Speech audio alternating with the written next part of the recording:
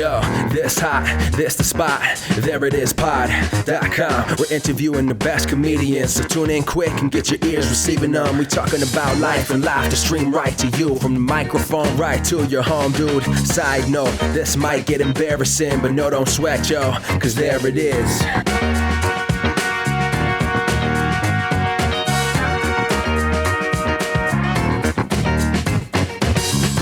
Welcome to the There It Is podcast, a comedy podcast to help you find your inspiration. I'm your host, Jason Farr. Let's do this. Thank you so much for being here. Very excited to share this episode with you. It's a really great chat with voice actor, improviser, audio editor, director, education director of the Improv Network and co-host of the Improv Network podcast, James Quesada. He does a lot of stuff, and we talk about a good bit of it. I'll tell you, an hour is just not enough to really scratch the surface of all the stuff he's doing, but we still have a great chat. Why don't I just get right to it? Here's my chat with James Quesada. Are you from Michigan originally? Yep. Yeah, okay. Same story as Julia and Nicole. Yeah. Okay. Whole crew. I knew that you met there, so I assumed that was the case. You've done a ton of stuff. Like, you were doing a ton of stuff there, and you're doing a ton of stuff here in New York. I mean, you're pretty great, man. You're really incredible. Thanks. Yeah, I like to keep busy.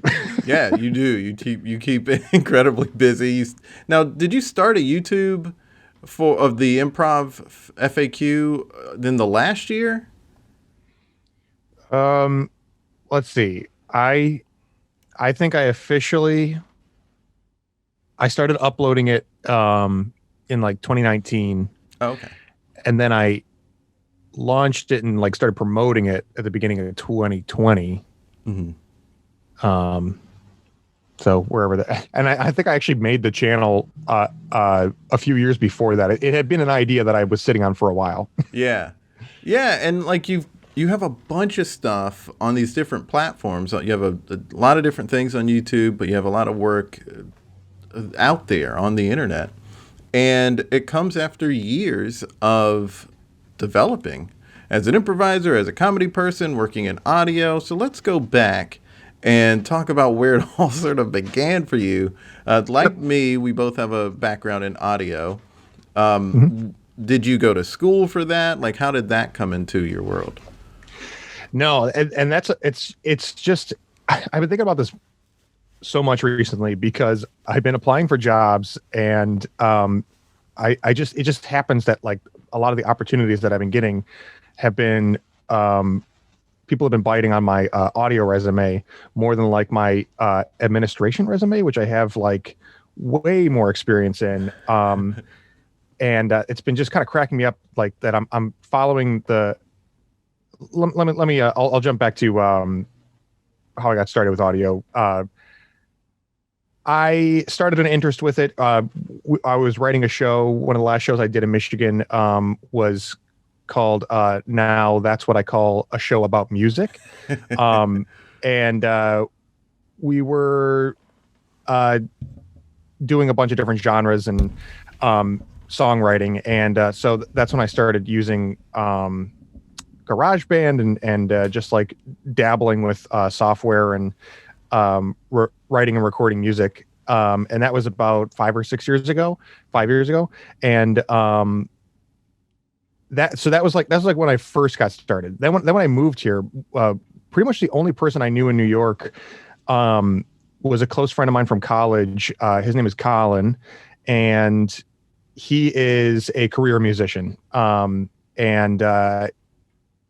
he started becoming a self-produced a producer, a music producer and audio engineer. Along with a bandmate of his. He's out here in a band called D.D. White. So when I got here, I started collaborating a lot with Colin, and I fell into helping out with Colin's music production, and we were looking for all these different ways to like, how can we infuse comedy and music? Is there a way to do that? My eyes are red, my brain keeps draining from my head. And so we have done a couple music projects, parody genre bands, and that's also how I started thinking about like what else can I do with audio and comedy. Podcast was obviously one of those things that jumps out, and then we also started doing audio sketch comedy, and I just got really obsessed with like the idea, the format, the medium of audio, and the possibilities of it. And it turns out I actually have a knack for the technical aspects of it as well. So it really is just something that I kind of fell into because of the people I was surrounded by. Yeah. And now I'm like making a little career out of it, which is insane to me that it's just not really part of the plan I had coming here, but I'm happily falling into it farther and farther. That's cool. I don't know that I've heard a story where someone in audio sort of fell into it and just realized they had a knack for it, because either people went to media school, went to school for media or mass communication, worked in radio a little bit, so they just knew it from that point of view, and then they just kept doing it. Or they are afraid to edit audio. That's the other thing. Yeah, understandably. People are just like, should I bother? Should I even do it? Should I hire someone to do it? And it's like, well, I think it's super easy, but yeah, well, you have to have patience for it. There really is, like, it's a puzzle, right? So you have to, and it gets tedious. So like, it's easy enough, but like, you really have to have patience for just manipulating the software and taking the time, right? Yeah. And you were very good at the more sort of mixing, engineering of sound aspect of it. I don't mess with that stuff as much. But when it comes to just like editing some audio in a basic way, that part, a lot of people can tackle, and I think there's a fear there that they don't need to have. But yeah, when it comes to really like thinking about putting effects or filters on things, that's when it's like, all right, well, I have the free version of all these programs. When I worked in radio, I did that stuff because the company was paying for the real version of Adobe. But it can be an expensive habit to have too. Like, I think the joke inside the what do they say? There's gear acquisition syndrome. You can very quickly become obsessive about software, plugins, microphones, gear, one, you got to be motivated to do it, but it's a double-edged sword being pros and cons of being getting obsessed with it. I looked into the plugin stuff and I'm like, I don't want to I don't want to do all these plugins and mess with all this. Yeah, I remember when I opened up in GarageBand for the first time. I realized that there was a pedal board, because I would just kind of like put preset sounds on if I was recording guitar and just kind of like see what GarageBand had to offer. And then I don't even know how it happened, but I just like clicked on the pedal board, and you open up and there's like all this customizable, even just in GarageBand, which is like the cheap and or free version of Mac software. And then there's these pedal boards with all the buttons and dials and shit. And I was like, oh my God. it was like opening up Pandora's box of like, oh no, I thought that I was getting a handle on what all is included in here, but there's more. There's so much more. Yeah. I've heard a lot about it from my friends who are musicians. So when you're an actor and a comedian, when did those come into the fold for you? Was that something that started back in high school or college? Yeah. I, again, kind of stumbled in it. I've always had like a performative side and a comedy side as like part of my personality. But in high school, I switched high schools from Canton in Michigan to Walled Lake in Michigan. And when I got to Walled Lake Western, I just some of the people that I was getting to know, making friends with, I saw hanging out after school in the hallway in costumes. They were, and I was like, oh, there's a theater program here. And slowly but surely from that point on got roped into the, like, what is a theater program? Because I came from a high school that originally, the one I moved from was like 3 high schools on one campus. And so like the extracurriculars were kind of like hard for me to find. It just seemed like easier to be lost. And then once I got to a smaller high school, that's when I started discovering extracurriculars, found theater. I also got involved in something called forensics, which is competitive speech and acting. And it's very like adjacent or intertwined with theater kids. So like, I just kind of like, again, discovered a little Narnia by accident and leaned farther and farther into it. In college, I had actually started with a physics major was my intention. And I wanted to be a teacher. But then the more I was in college, I was also like, man, I really just have this itch to do the creative, the performative, the acting stuff. And so then I was like, maybe I'll do physics major with a communications minor.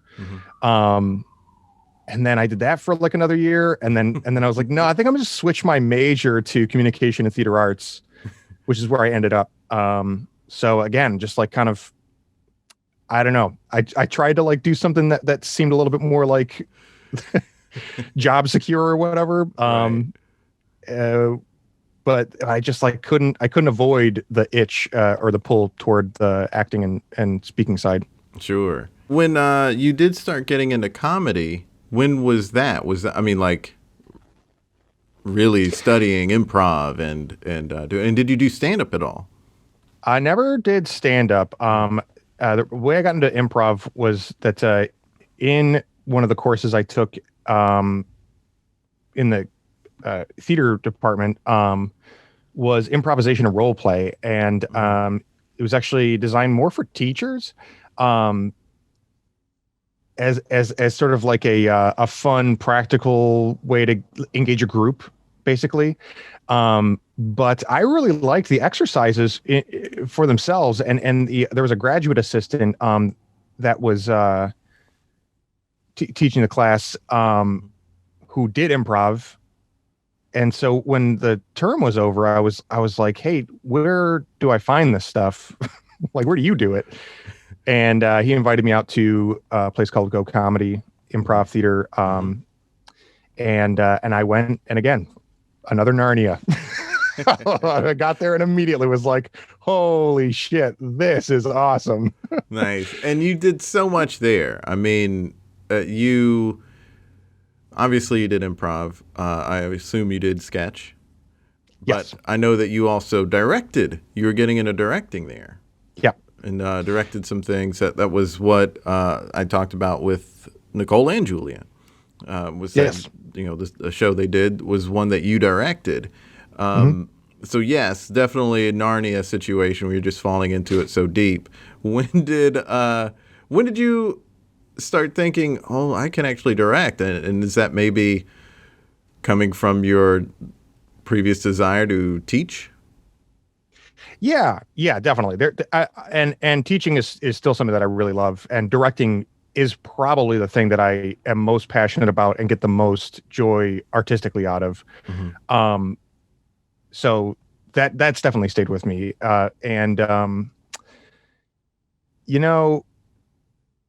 So again, going back to the theater program, I found forensics, competitive speech and acting.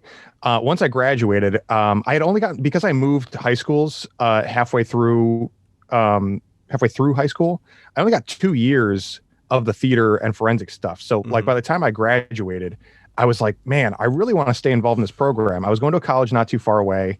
And so I offered to start coaching that program, and I did, which I loved. I did that for like 10 years, and I had been coaching for like 4 years, 3 or 4 years before I found improv. So I knew that I had some confidence with like coaching and directing, and so as soon as the opportunities came up in the improv world, I jumped on those with a little bit of confidence behind me to, lead creatively.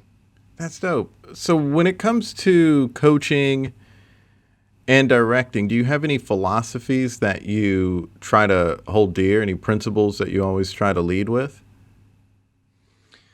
I think that in general, versatility is really important. I think that my experience with improv, one of the things that I get like bummed out about or that I see happening is that people kind of like fall into a particular style or like a wheelhouse. It's like you start out, start taking, classes and you get excited and you take every opportunity. And then as soon as you find what works or like land on a team or something, you kind of, there's a tendency to start getting, start being safe about what you're doing or not doing. Yeah. Yeah. And so I like to challenge people as a director to like, to try new things, to step outside of their comfort zones. And even if you know your strength, to challenge yourself to do the thing that you're less comfortable doing, at least so that you have tried it. You know what I mean? So, right. So that's one thing that I really, as a director, I'm always trying to do is the challenge element and making sure that you're not resting on your laurels, whatever the project might be. I think that's what even Julia said was how the show that you directed was developed, was that you gave them a challenge. You gave her, or maybe Nicole said it, but it was that you gave them a challenge for, like, there was an idea, but you had like a challenge. I think they even maybe specifically said you like giving challenges to people. Yeah. Well, so there's a couple shows that they were both in. Obviously, there's their duo show, the Parent Trap trilogy. And then there's another show called The Elastic Time Canon, which they were both in. And both of those, really were challenging shows. They presented the Parent Trap idea to me, and then I found ways within that to challenge them. The Elastic Time Canon was a show that I specifically designed to be a challenge for myself as a director and for the cast, to just try to see what we could do with the challenge. And what was that challenge for people who don't know?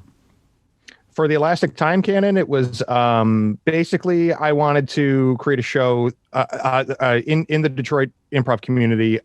Again, my observation is like people sometimes start playing too safe too quickly or getting comfortable. And also there wasn't really much of a rehearsal culture. It's not very standard. In my time improvising in the community, wasn't very standard to have rehearsals, especially not once you got good, which I thought was kind of unfortunate. So my challenge with that show was generally to be like, okay, this is going to be a show that we're going to do rehearsals for. We're going to do an intensive rehearsal process, and we're going to design the show to have elements that you can't just jump into. Mm-hmm. So we want to create a show that you must spend time rehearsing in order to accomplish. Mm-hmm. And then in short, the skill set that we were workshopping was basically working memory. And we found all these different ways to play around with repetition and patterns of dialogue, and doing scenes backwards and forwards, and kind of like building fun patterns. Very cool. In regards to what you were saying about people playing safe, I mean, I definitely am guilty of that. I think just about everybody is, I guess. You know, you do get your sort of moves that you get really comfortable with, because I think for me, sometimes it's not even like, well, this is what I'm best at, so I'm just going to do this all the time. It gets to be, well, this is what feels safe to do. I'm not in a vulnerable spot here and trying to do something that I know I'm not good at. But then there are also the people who have strengths that they don't feel confident in. And so pushing them for those, I imagine, is ultimately better for them, because then you're also revealing to them, or you're telling them like, hey, you're good at this thing that you don't do very often. Yes, for sure. Yeah. So, sometimes people, obviously theater in general comes along with a lot of introverts, or we all have self-esteem battles and whatnot, and it's like, and it's also such a cooperative. It's meant to be, the principle of supporting your partner also sometimes becomes a roadblock in a sense where we start holding back,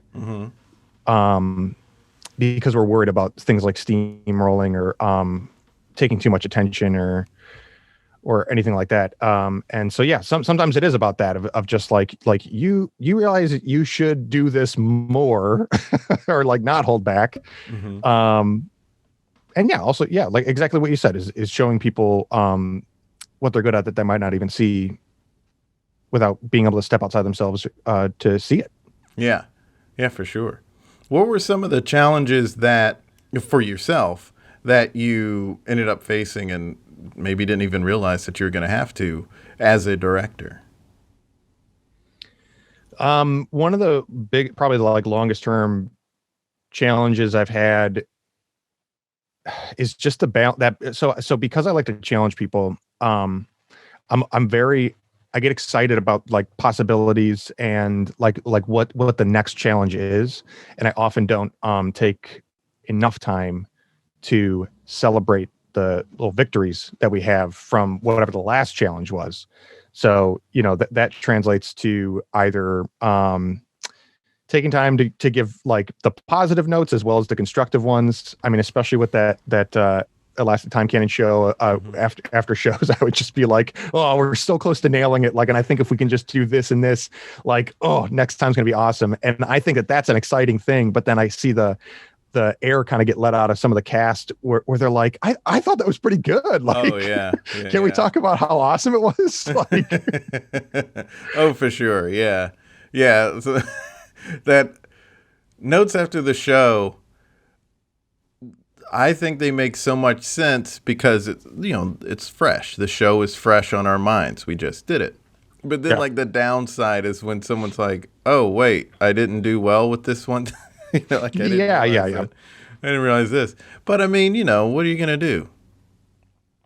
I think there's an answer. I think there is a what are you going to do? I think it is celebrating more. It's something that I need to consciously take time to do because it's not that I'm not happy. It's just that when I get happy about how well something went, I think about the possibilities of how much more we can do. And that is just kind of skipping a step. Right. It's a little unfair to not revel in something that you did well. Oh, right. And also sometimes, and this can be fixed just with communication, but sometimes people will say, well, wait a minute. It feels like you're changing the goalposts. Yeah. But one of the things that I think is maybe misunderstood about any art form, but it seems particularly common in improv, is that there isn't this one end zone that you can get into and then that's it. Like you scored and this is where you're going to be. Like you're always going to be trying to improve. And with every improvement you make, there's now more potential for you. You can never really reach your full potential. It's like climbing stairs. Like if you're at the bottom of the stairs, the top of the stairs seems like a really long way. But it's also kind of endless how far up you can go the farther you start going, like it's just, oh, now I'm here in the middle or what I thought was the middle. And now there's so much more I can go now that I didn't even see before. Yeah. Just constantly seeing the higher you go, the higher you see. Yeah. Which I can understand being daunting, but of like, I'll never be good. But it's always just, like, hey, then now you're just closer to being even doing things you didn't know existed. Now there's this new stuff that you can do that would be fun and exciting to do. Yeah, and it's this interesting paradox, specifically with improv, because I think what you're describing definitely applies to like, just about any goal-oriented thing, but with improv, it's like at the beginning, most people get into it to some degree for like the thrill seeking of it. because it's a rush and it's taking you out of your comfort zones and you're scared and you blacked out during the scene that you did because you were in panic mode, but it went well. And, there's excitement to that. And then I think like early on, we're geared to like chase that and try to find ways to like be throwing ourselves out on the stage and be like, okay, like here's my next chance. I can't wait. And it's going to be scary, but I'm like, I'm going to do better this time. And then eventually our goal becomes to like get less and less scared so that we are, consistently doing well, which is understandable. But then it kind of defeats one of the things that I think like putting yourself in scary situations, uncomfortable, in theater wise, not right. like walking around at 4 a.m. But like, trying things that are scary in improv, I think that puts you in a mode where like your creative mind kicks in, and you get innovative and you surprise yourself and other people. But then it's like, okay, let me do what I know. And then it's like, whew, I don't have to be scared anymore. But I think really if you're going to be always improving and getting better at improv, you have to always be putting yourself in some degree of fear and panic mode of like, find that thing and then go do it to scare yourself and surprise yourself. Right. Yeah. I mean, it's something, there's always like work that we can do. And I don't mean to say that in a, you'll never be good enough sort of way, which I know people would take it that way. If a coach said that to them, oh boy. Yeah. But in truth, there's always just opportunity.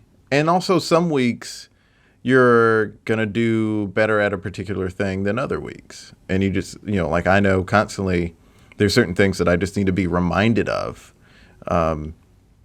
that are things I've been doing for years, but then I'll go a few shows and not do them, not do whatever the thing was. Maybe it's just listening more clearly, whatever. So there's always like honing and going back and like relearning some of the basics and then just improving, sharpening certain things. I mean, that's to me a beautiful thing about art and skill within art. Yeah. There's a reason why, modern improv's only been around so long, but it's been around long enough to prove that you can put, decades into it. It got an endless learning curve. And there's like old school improvisers that have been doing it forever, and since it started, and there's a reason for that, I think if you get too comfortable too early, like I wonder how long does, even if you're like, yes, I'm doing it, like, are you going to end up more frustrated sooner, or kind of like lose the joy in it sooner if you're not continuing to challenge yourself and take advantage of what it has to offer. Right. Your work as a voice actor is also something that you've done a ton of. As people can hear, you've got a good voice for voice acting. Thanks. I can see here on this Zoom call that you have a great mic. I don't know the brand, but it's one of those good directional mics. Yeah. So you've got good, and you have a page that's about gear. You have a channel on YouTube, or is it kind of intended to be comical? Oh yeah. Okay. Because I was like, oh yeah, of course he's a gearhead. Of course he knows all this stuff. And it's like, okay, you have to know gear to do this, but he's also being funny and goofy. So I guess this is more comedy than actually giving gear tips. Hey, wait, don't skip this video. Right now, Serious Gear is offering a master's class in audio production, normally priced at $697. Right now, just $49. And because you're watching this video, you can get it for half of that price, $24.50. We could make great music together, and I just feel like you're not giving me a chance because you don't think that I'm valuable. Like, I don't have value to you. That hurts me because I do have value. I have value, and I don't tell myself that enough. And you don't tell me that ever. Get the fuck out of here. you can get our free off of Serious Gear. Yeah, so the channel is called Serious Gear, and it's on YouTube and Facebook and Instagram. We try to put it everywhere, it's so funny. Like it's because we're doing like really dry, kind of absurd parody tutorials, but it's so dry, especially when I do it. Like I'm making it too dry. I as we've done more and more of it, like you're not the only person who's like, this is how much of it is serious and how much of it is not. Because that's what I love about it, because I love dry humor like that. Yeah, well, I'm glad, and I think that like once people know that it's comedy, that it's easier to be like, okay, but like it's really like I can't tell with all of them. I for some reason just really have always gotten I mean, that's why I like Andy Kaufman. I mean, there's this element of like, I don't know what part of this is a joke.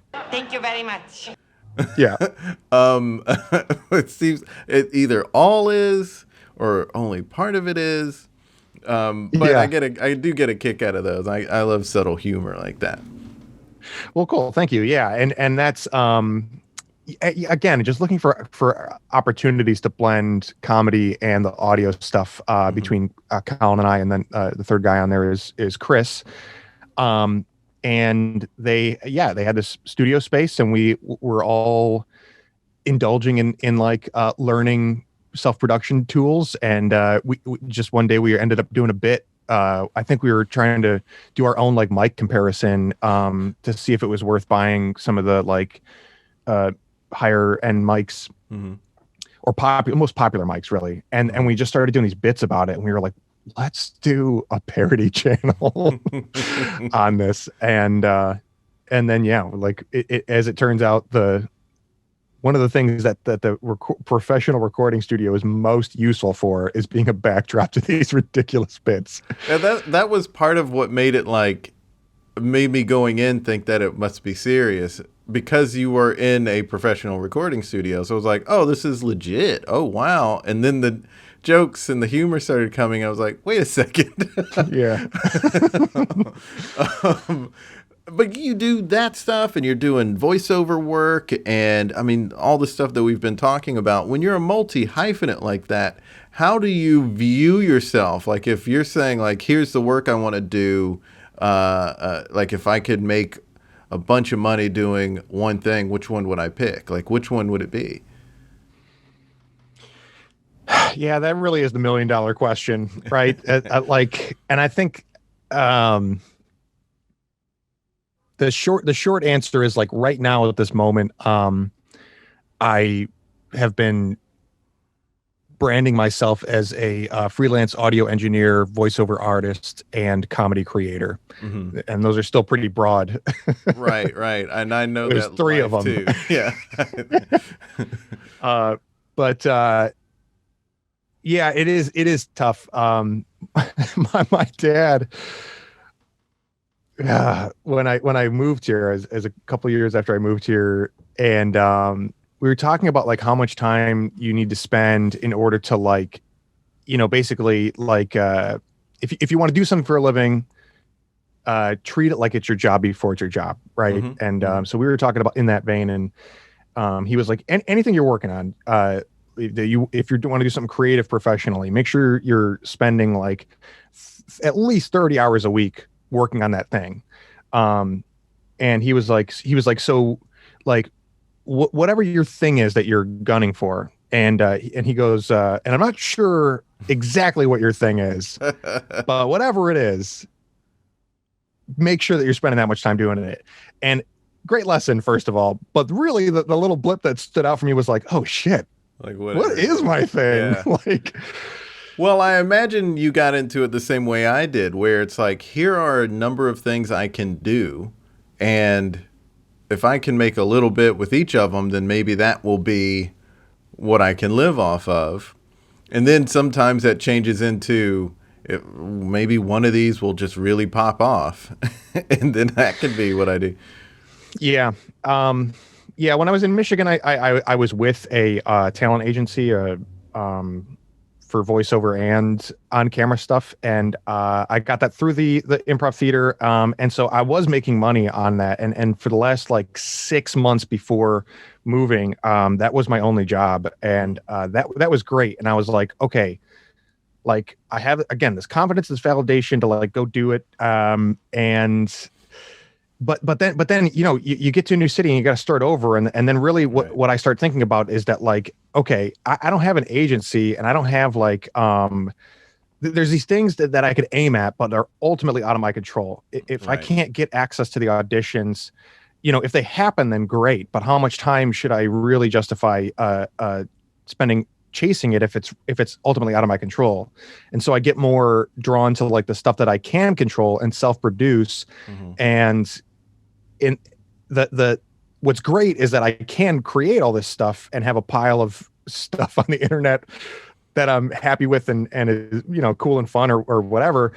The drawback of it is that I can easily get distracted with the things that I could do or like want to try, or and that also people then lose their perception of like, what does James do? Like, right. I am 100% in the same boat. yeah, because you're very multifaceted too, and like I know what goes into creating a well-produced podcast and edit, and this show is really great. Like you've got your and I didn't realize you had almost you're coming up on 200 episodes before too long, right? Well, I'm over 200 now. Are you really? Yeah, oh, wow. Just before the holidays got 200. That's and it's well produced, and I kudos to you. Thanks. But and like I get burnt out on it, and I'm like, yeah. And I know that like if I just chose to do one thing, I could make it better. And I hear something like your show, and I'm like, that's what I should be doing with anything that I do, is put more time into one thing. But it's so hard. You get tempted to be pulled in all these different directions. Absolutely. And I'm knocking around an idea of doing a stuff more like what you're doing with like video things on YouTube, and I want to do that. But if I think the thing that people will have to think about when they go, because a lot of people are creating podcasts, and a lot of people they've gone a few months into doing a podcast and they stopped doing it.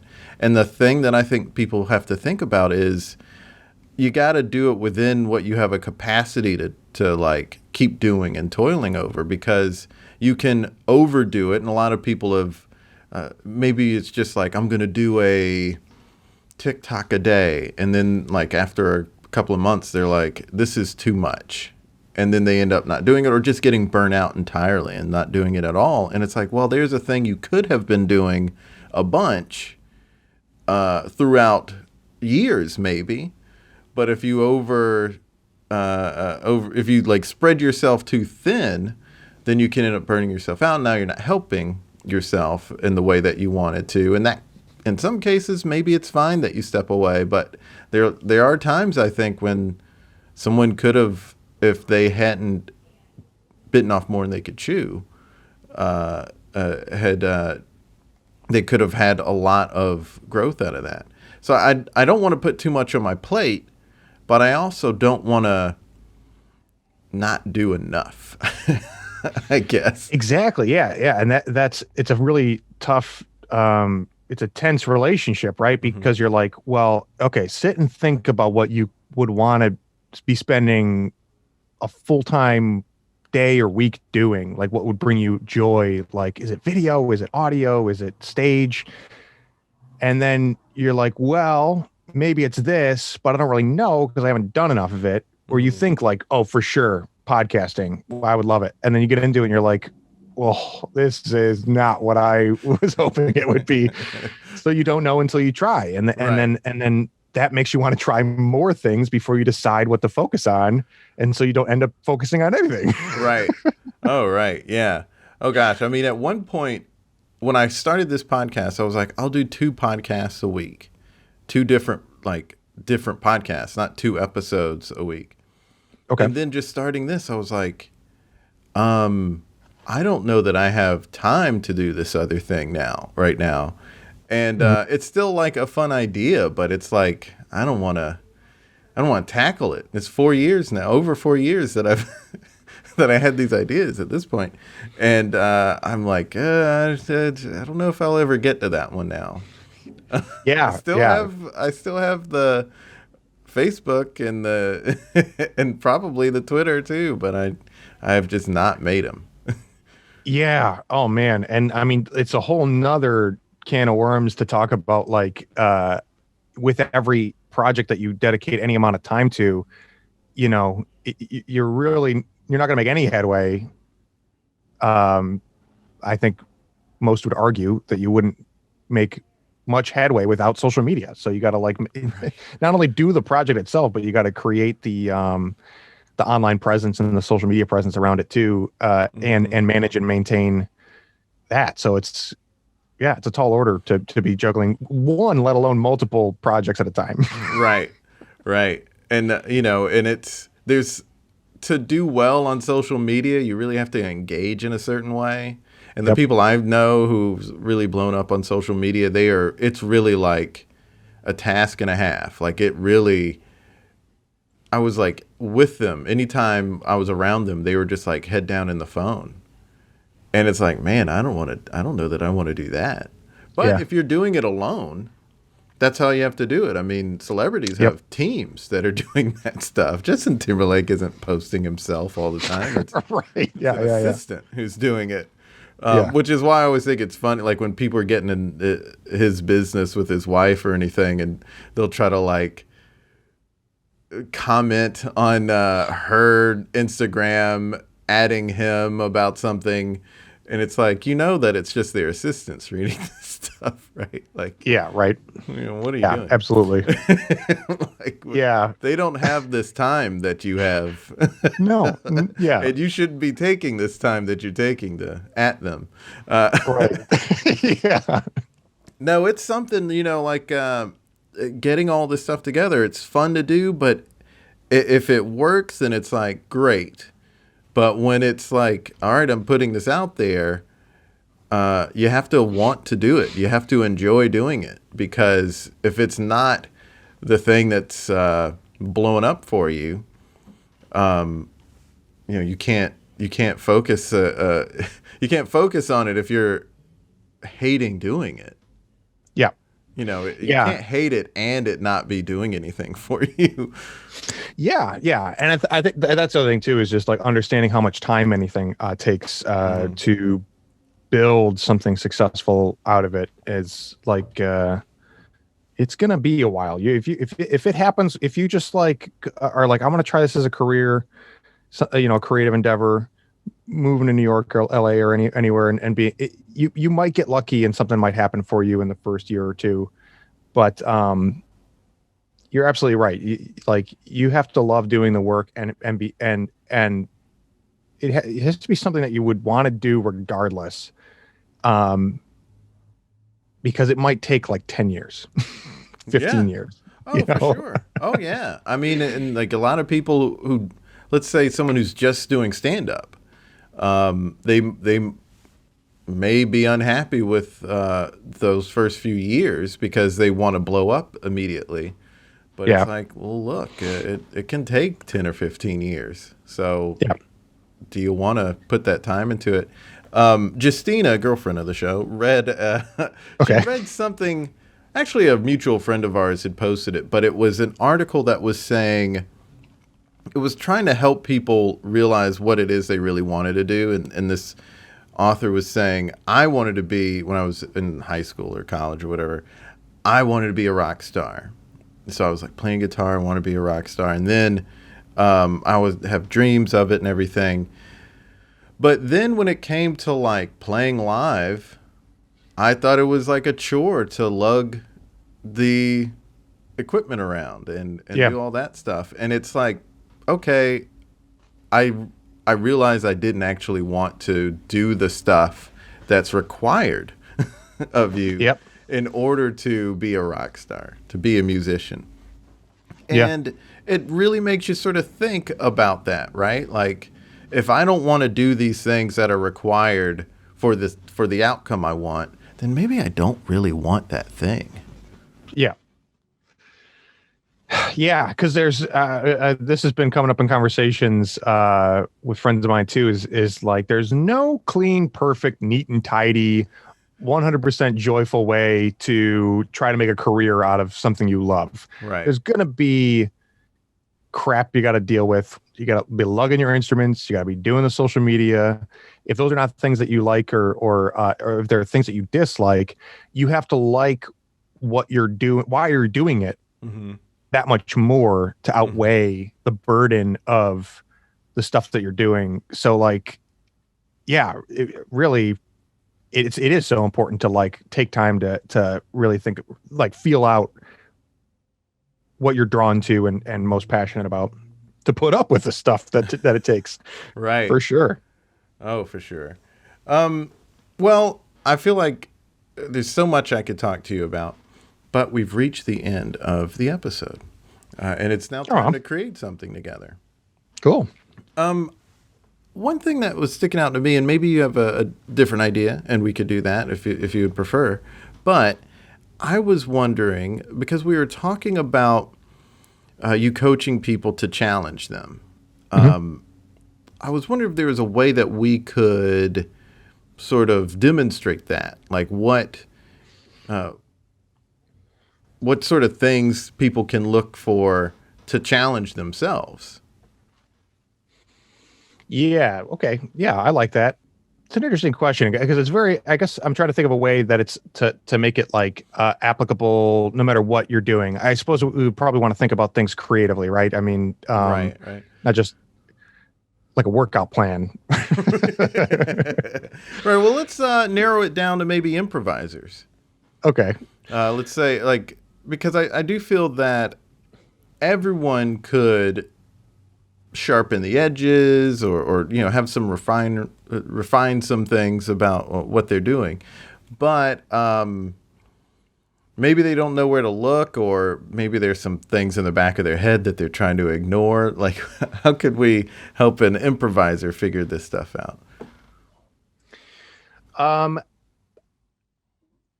Okay, so a couple things that come to mind. One would be like, I think that like for most improvisers, there's probably something that like just starting this conversation comes to mind for that listener. That's like musical improv, or like game of the scene, or accents. Yeah, accents, short form. Herald. Like, I think if you have something like that, the thing to do is, one, have you done it before? Yeah. Honestly, for a lot of people right now, I'll bet you what might come to mind is doing virtual improv. I think there's a lot of improvisers who are like, just not for me, who haven't tried it. Right. Or they at least, maybe, pre-COVID, they saw some performers do something they thought was amazing, and they just thought, oh, I can never be good at accents or physical comedy. Yeah. And so I the thing to do is ask yourself, if have you tried it? And then ask yourself, if you haven't tried it, like what bothers you about it? And if you can kind of figure out like, oh, well, it's just, it seems hacky, whatever it is. Like, I think one thing that people would benefit from thinking about, or just realizing, is that like, you don't have to do something that you like or don't like in a particular way. If you're like, boiling things down to like game of the scene, practicing game of the scene is like too heady. Well, then challenge yourself to do it, but how can I do it and make it like have it an emotional core, a relationship core, a well-acted core? If you don't like musical improv because it seems like cheesy or whatever, like can you figure out a way, if you had to do it in a way that you're doing it, but not in the way that you're seeing or feeling that you dislike? what would it look like? There's you don't have to do it a particular way, and I think that sometimes we overlook that like, oh, I can do something that I don't like in my own way, and I might actually like it. Right. That's a really good point. Yeah. So I mean, I think that's like generally keeping it again general, even to improvisers in general, is my advice that I would offer. Awesome. And then go do it. Yeah. Are there things that a lot of times in a practice or a class, someone will say, you'll get a good note and you'll want to take the note. You want to use the note. Obviously, you can't really use the note until the next time you do improv. Yeah. And maybe you don't have another opportunity coming up soon. Are there ways to sort of take the note, use the note, and develop that? I mean, it just, that's one of the downsides to improv, is that there's not a lot of self-practicing opportunities. Yeah. You have when you're on stage and then in class or practice, and that's kind of it.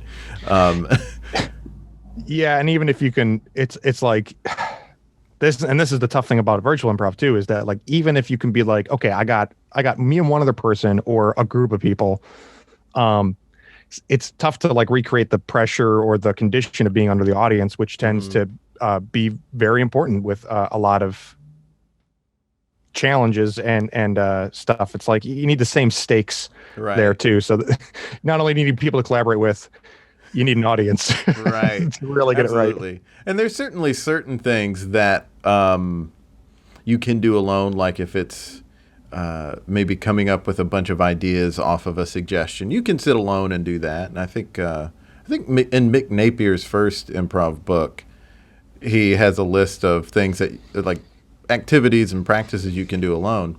Accents, obviously, or impressions. You can just listen to something and just kind of like work on it again and again.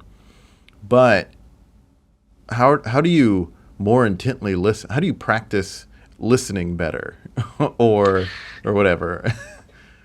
Yeah. So that stuff. Okay. All right. This could open up a whole another thing. So let me try to boil down my thoughts here, just so I don't get all over the place.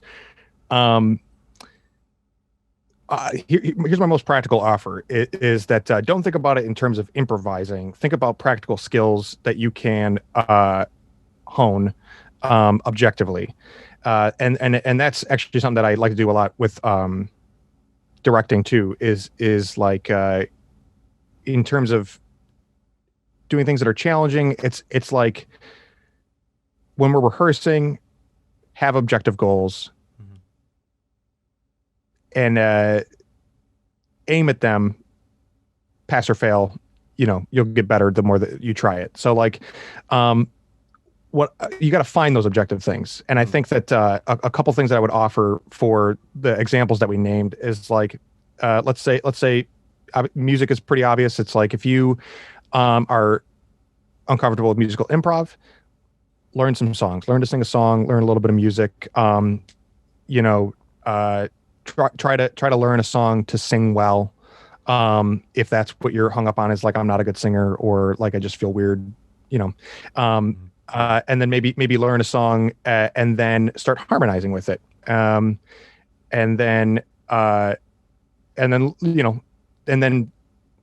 learn that song and then put it into a totally different melody and start playing around with it once you've learned it. If it's game of the scene, another place that you see that is writing. So write a sketch, find the game of the scene,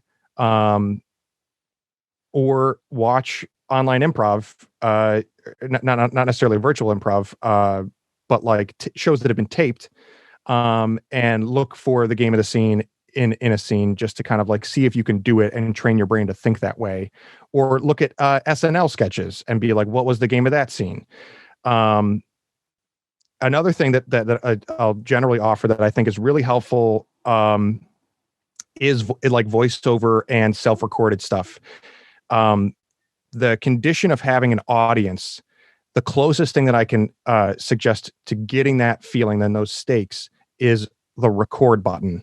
If you were recording, like, if you're looking to beef up like your commitment to acting and characters and vulnerability and stuff, learn a monologue, self-record it, and try to be really authentic and sincere in your acting. Or with voiceover, if you write yourself a sketch and do all the voices for it, if you're trying to do characters and accents, you can really, like, it's part of the reason I really, really love audio, is because it's the world of imagination.